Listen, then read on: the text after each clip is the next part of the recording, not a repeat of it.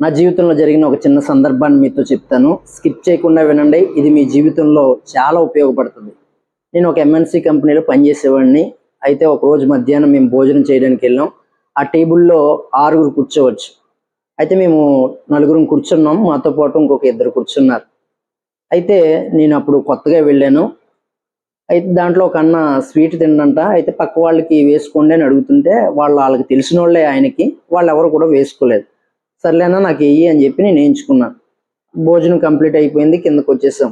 నాతో ఉన్న వాళ్ళందరూ కూడా అన్నారు, అతని స్వీట్ ఎందుకు వేసుకున్నావు అలాగని. ఏమైందన్న.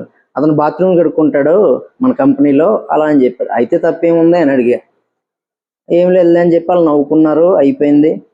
నేను అక్కడికి వెళ్ళినప్పుడు ఒకసారి ఆయన నన్ను కలిసినప్పుడు నేను ఆయన్ని అడిగాను, అన్న మీరు ఏం చేస్తారంటే సిగ్గుపడుతున్నాడు, నవ్వుతున్నాడు.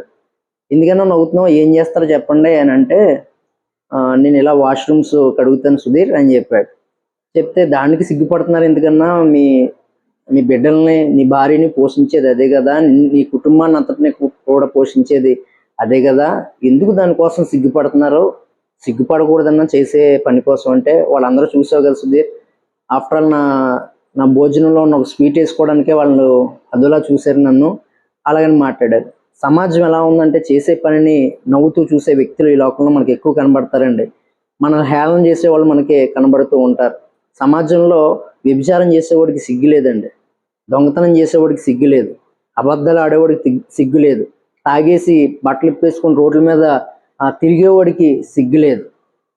లోకంలో సిగ్గులేని వాటికి సిగ్గుపడట్లేదు మనుషులు, సిగ్గుపడకూడని వాటికి మనుషులు సిగ్గుపడుతూ ఉన్నారు.